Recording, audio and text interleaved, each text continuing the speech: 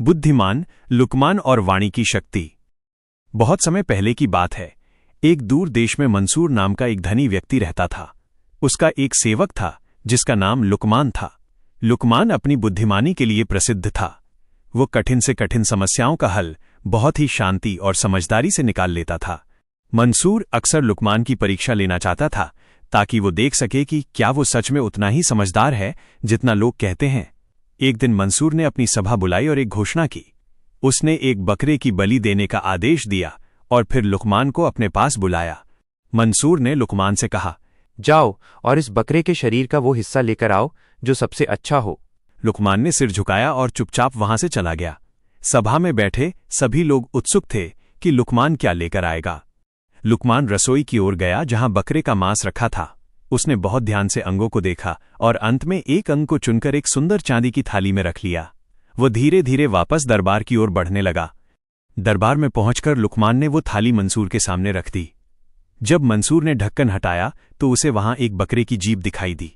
मंसूर मुस्कुराया और बोला, सचमुच ये एक अनोखा चुनाव है। उसने लुकमान की बुद्धिमानी को स्वीकार किया। कुछ दिनों बाद मंसूर ने फिर से लुकमान की परीक्षा लेने की सोची। उसने फिर से एक बकरे का प्रबंध किया और लुकमान को बुलाया। इस बार मंसूर ने एक अलग चुनौती दी। मंसूर ने कहा, लुकमान, इस बार तुम बकरे के शरीर का वो हिस्सा लेकर आओ जो सबसे बुरा हो, ऐसा हिस्सा जो दुनिया की हर बुराई की जड़ हो।